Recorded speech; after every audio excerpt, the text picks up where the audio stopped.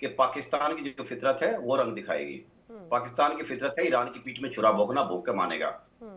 कारण ये है, मैं आपको लॉजिक उस दिन ये दिया था, मुझे अच्छी तरह याद है कि देखिए पाकिस्तान जब तक उसके रेलिवेंस बना हुआ है अमेरिका की दृष्टि से वो काम करता रहेगा, क्योंकि अमेरिका उसका आका है, पैसे पकड़े हुए, उन पैसे का इन्वेस्टमेंट का सूद भी चुकाना है। जिस दिन अमेरिका बोलेगा पाकिस्तान 900 किलोमीटर बलूचिस्तान के एरिया से तरह तरह के उसके अंदर प्रॉब्लम करने की कोशिश करेगा, क्योंकि ईरान की अटेंशन को डिवाइड करना है। ईरान एक अच्छी फोर्स के साथ रेजिस्टेंस दे रहा है। अब चाहे वहां की पॉलिटिकल सिस्टम, आईआरजीसी या दोनों को कंबाइन कर लीजिए, आज तक जो है ईरान अपने एरिया में जो भी लड़ रहा है उस खित्ते के अंदर एक बहुत स्ट्रॉन्ग अपनी पोजीशन को बनाए हुए हैं। यहां तक कि अमेरिका के सामने एक तरह से टर्म्स डिक्टेट कर रहा है कि मेरी शर्तों पर बात करो तो बात होगी। लेकिन बात आती है पाकिस्तान की, जो ये कल आतंकवादी है, आतंकवादी क्या, आप देख लीजिए बलूचिस्तान के एरिया में अफगानिस्तान से उठ के कितना वहां पे ओपीएम आ चुका है, कितना ओपीएम की खेती आ चुकी है। पैसा तो चाहिए ना, इस पैसे के लिए मुनीर साहब वहां से उनके लिए प्रॉब्लम पैदा करेंगे। ये अमेरिका का डिजाइन है, ऐसा नहीं है कि ये मुनीर साहब की मर्जी है।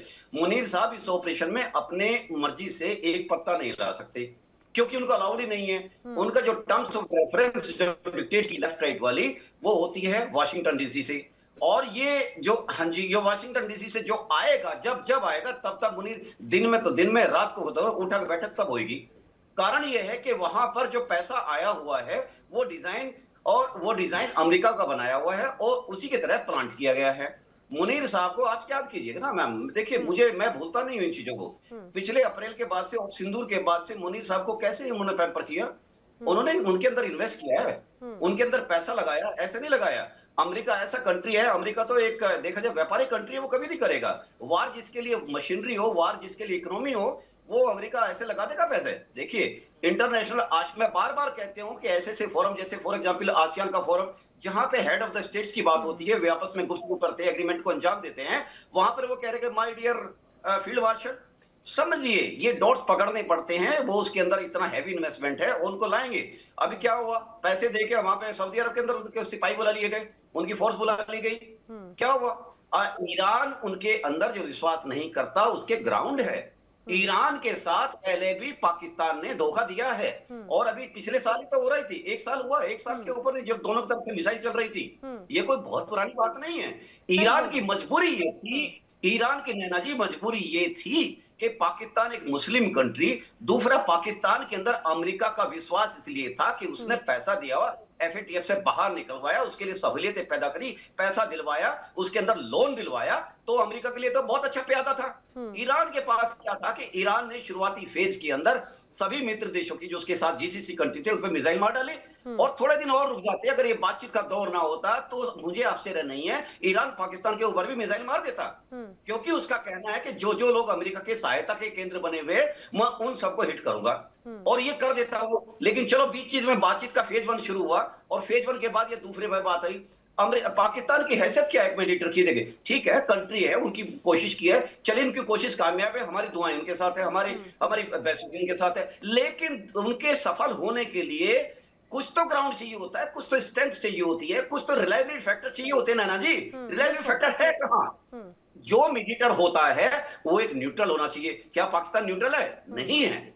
उनको मालूम है वो अमेरिका की बात कहेगा, यार जिसे को समझाएगा उनको कि आप ये भी छोड़ दीजिए, वो भी छोड़ दीजिए, बात टॉकिंग टेबल पर आ जाइए, ताकि पाकिस्तान के अंदर जो मुनीर साहब है, मुनीर साहब और शाहबाज साहब की तो गिनती होती नहीं है, ताकि मुनीर साहब की पोजीशन को स्ट्रॉन्ग किया जा सके और पूरी दुनिया में उनका कुछ स्थान बन सके। तो इन सब चीजों को देखते हुए ईरान के लिए एक थोड़ी मजबूरी थी फेज 1 के लिए कि जी हम पाकिस्तान में आके बातचीत कर लेंगे, नहीं तो ईरान कभी बात नहीं करता। दुनिया तो शहबाज शरीफ की काउंटिंग नहीं करी, आप भी नहीं करेंगे क्या?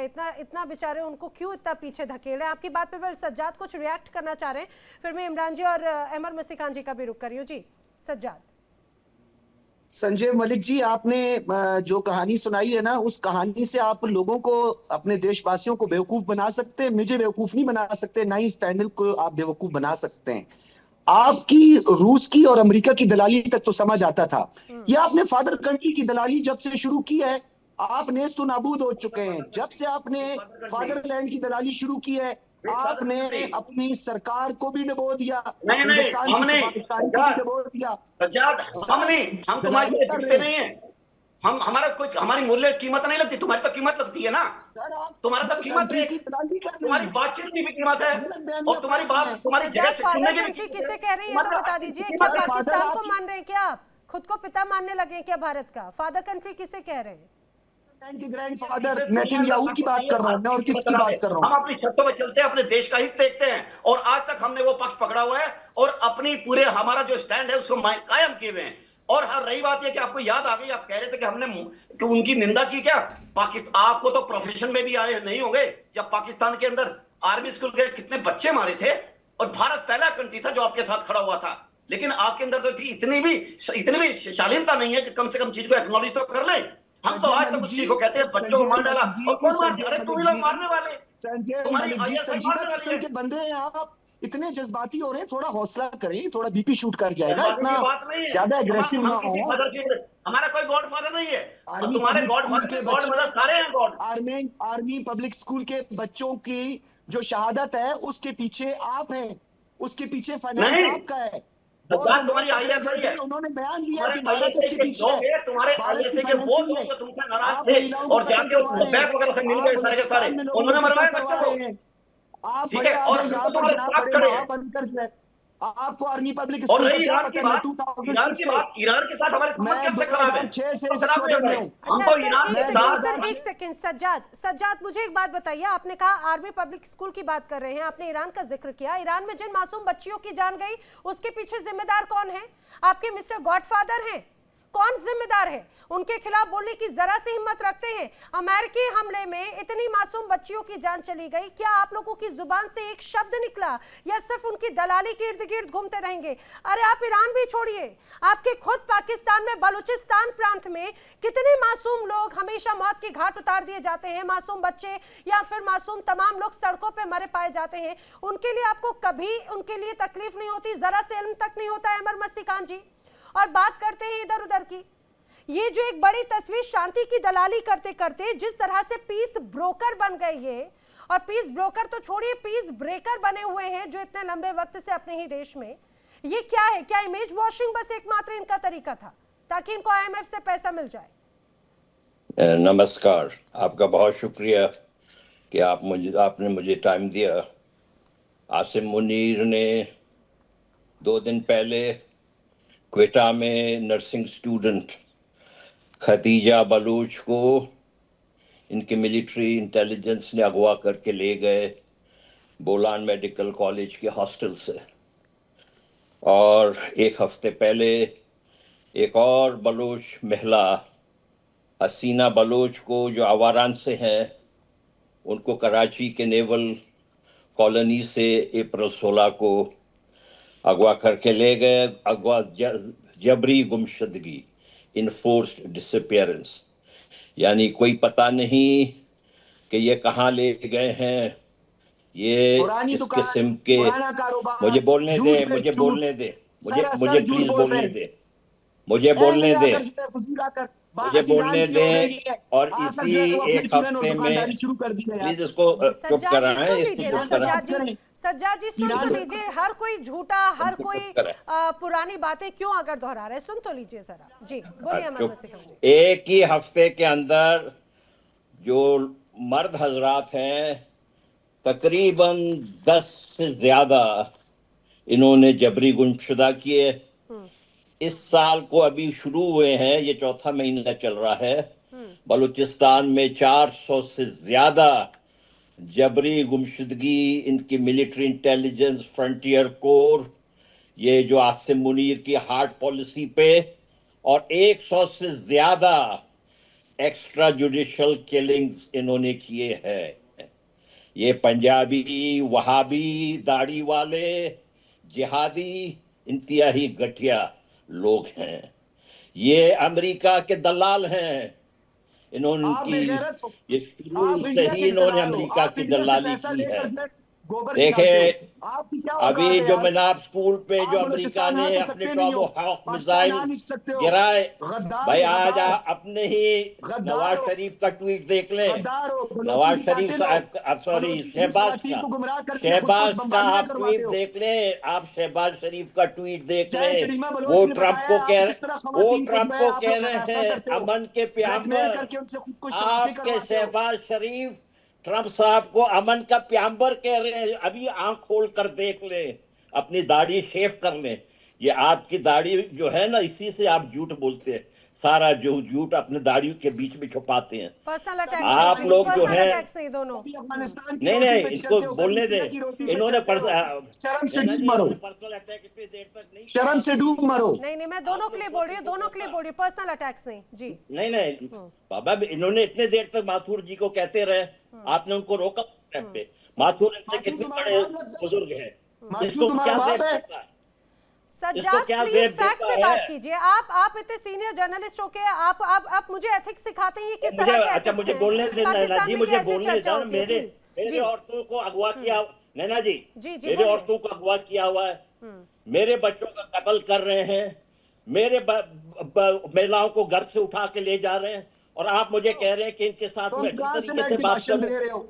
आप लोग बात करते ईरान की रहे, हो रही है, तुम आगे ये बलूचिस्तान पे। लोगों के साथ हम अच्छे, ये अपने तरीके बदले, हमारे इलाके से निकले बाहर। आउट हो, इंडिया हम के इनके ऊपर आउट हो, कोई, दुनिया मैं में आपसे मशहूर हो गए, नहीं, मैं इंडिया आपसे आउट एक हो। अर्ज करना चाह रहा हूं। आप अपने नवाज शहबाज शरीफ का ट्वीट देख लें, शहबाज शरीफ का ट्वीट देखें, वो किस तरीके से ट्रंप का जो है तारीफें कर रहा है। ये आप लोगों को जेब देता है। आप जो है ईरान में जाके आप उनकी इंटेलिजेंस गैदरिंग करते हैं। ईरान में आप जब जाते हैं, सारे लोगों से मिलते हैं, फौरन आप ट्रंप को रिपोर्ट करते हैं। आप सिस्तान को इस्तेमाल आप नहीं कर सकोगे बलूचिस्तान के जी खिलाफ। हाँ, आप कोई सिस्तान झूठ ना के बोले लिए हमारे साथ, सिस्तान में तुम्हारी ठुकाई हमारे होगी। साथ झूठ ना बोले। आईएमएफ के ऊपर किसका गुजारा हो रहा है? आईएमएफ अगर पैसा अपना रोकेगा तो आपका मुल्क चलेगा? कर्जा ले रहे हैं, मुझे दलाली बताएं। नहीं कर रहे, कर्जा ले नहीं रहे हैं, नहीं, दुनिया कर्जा लेती मुझे है। आप अमेरिका बताएं। सबसे ज्यादा सज्जाद जी कर्जा ले रहे हैं इसीलिए तो दलाली कर रहे हैं, कर्जा ले रहे हैं इसीलिए तो दलाली कर रहे हैं। आपको उस शब्द में भले आपत्ति हो, आपको भले उस चीज को लेकर आपत्ति हो, लेकिन आप जो बार बार पर्सनल अटैक्स कर रहे हैं, मुझे एक बात बताइए, आपके तमाम बड़े नेता जो बाहर विदेशों में बैठे हुए हैं, जिसमें नवाज शरीफ जैसे लोग हैं, क्या वो भी भगोड़े और दलाल हो गए? क्या वो भी भगोड़े हो गए? आप अपने उन तमाम नेताओं को बोलेंगे जो आप ही की जनता को लूट कर सीधे जो सेफ एफएन में बैठ जाते हैं, तर्क पे जब बात नहीं होती, फैक्ट नहीं होते, पर्सनल अटैक करने लग जाते हैं। सज्जाद आप, इमरान खोकर जी, मुझे इस बात को जरा समझाने की कोशिश कीजिए। पाकिस्तान हमेशा से विक्टिम विक्टिम विक्टिम ये कार्ड दुनिया को दिखाता रहा है। अमेरिका के सामने विक्टिम कार्ड फेंकता है, दुनिया के सामने विक्टिम बन जाता है भाई, ताकि उनको आईएमएफ से या दुनिया के अलग अलग हिस्सों से पैसा मिले। ईरान के सामने भी ऐसे ही करने की कोशिश की गई, सऊदी में भी ऐसे ही करने की कोशिश की गई, और देखिए किस तरह से ये कहा जाए इस्लामिक भाईचारा दिखाने के नाम पर कितनी बड़ी साजिश ईरानियों के साथ में करने की कोशिश की एक बार फिर से इन्होंने।